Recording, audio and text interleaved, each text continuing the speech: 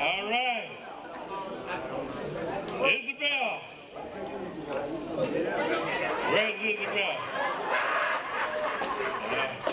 Come on, girl. Get that seat. Put Isabel right there where I can look at it.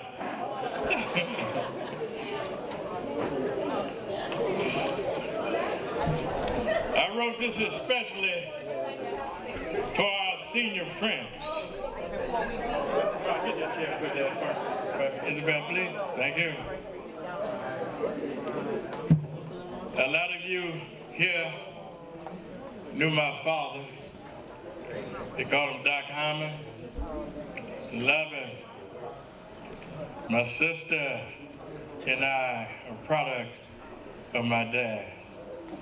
And my dad was one of the most joyful, the most happy men that I've ever known in my life. And he always had words of wisdom. And most of his words was about the Asian process. And he would always remind us that it wasn't like that yesterday. When I was in elementary school, I couldn't wait to get 13. When I was 13, I couldn't wait to get 18. When I was 18, I couldn't wait to get to 21. When I was 21, I couldn't wait to get to 25. But I never went to sleep and woke up and said, I can't wait to get old. It never happened. But I'm happy. And I have here in front of me a survey that I read. And it said, happy people live anywhere from 4 to 7 years longer than unhappy people.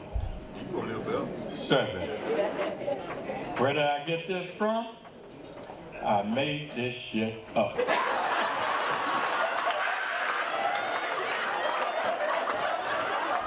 Surveys have to start somewhere. Why not me?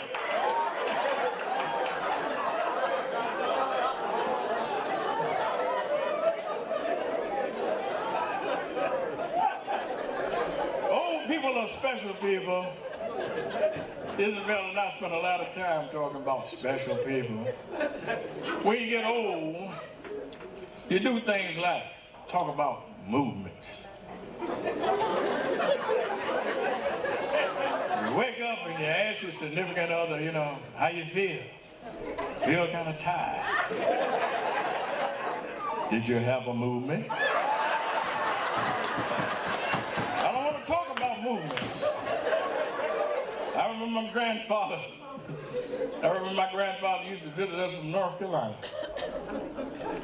He would come to Norfolk, and my mother would feed him collard greens, potatoes, salad. She'd feed him all kinds of good stuff. And my grandfather had an outhouse down in Hassel, North Carolina, so he didn't believe in in-house facilities. So that first day, he was happy. That second day, he was moving kind of slow. That third day would always get him. He broke down and he would go into the bathroom. We was in Liberty Park. And my mother would knock on the bathroom door and say, Pa, you all right in there? He said, give him that door. She said, Pa, are you having a movement, a bowel movement? He said, don't talk to me like that, I'm your daddy. She didn't have to ask him because we were in Liberty Park. See, they didn't have cracks in the doors, they had openings. We knew what he was doing. This is a true story now. Bim Roscoe lived across the street from me. Denver Boney lived on Schoolie. Charlie Roberts lived at the other end of Pioneer. I would come out and they would be laughing. They said, Ben, your granddaddy, he ain't it. My granddaddy was cracked up, wonder. Everybody in the neighborhood knew he was there. My mother told me, said, Pa, you having a bowel movement. I'm here to tell you, Old people don't have bowel movements. Old people shit. It's a difference. But you can always say, it wasn't like that yesterday.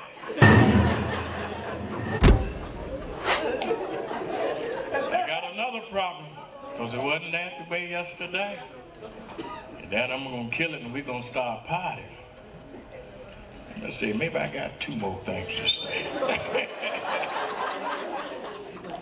You know, when you're a young man or a young lady, you go to the gym, you do the push-ups and the chin-ups, you tone your body.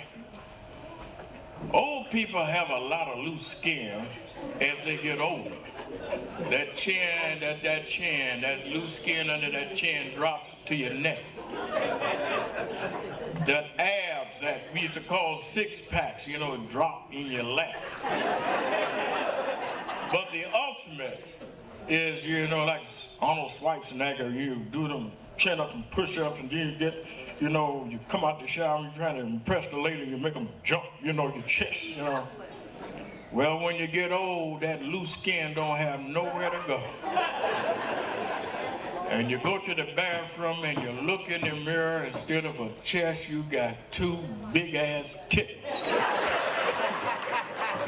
70 years old with titties. I ain't telling on you, Isabel, but I went to the shower and I come out the shower and I thought I was buff. And I said, oh, Lord, titties. So I was going to the bedroom, see, and Isabel had a light on, so I slipped to the side and I put my hand in there and cut the light off. But she got one of those 46-inch TVs, so it was kind of bright in the bedroom. So what I did is I waited to one of those dark scenes, you know, like no cowboy scene. Then I ran and I jumped in the bed and I laid on my back. See, because when you lay on your back, they flatten out. You see all these women laughing? I got something to tell y'all women. See, when y'all get old, when you lay on your back, they don't flatten out, they run all up under your arms. Look, you be trying to get them back up top.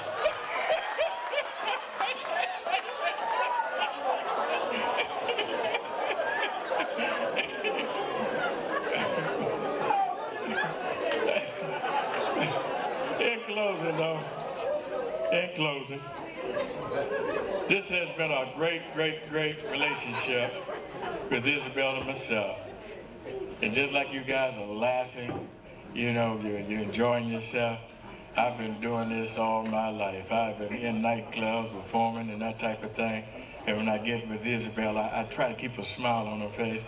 But see, and the flip is this, is that, you know, I'm spiritually based because, you know, I just didn't do with church. I didn't deal with church. And I got some work. There's some work to be done, you know. But I got her on this side.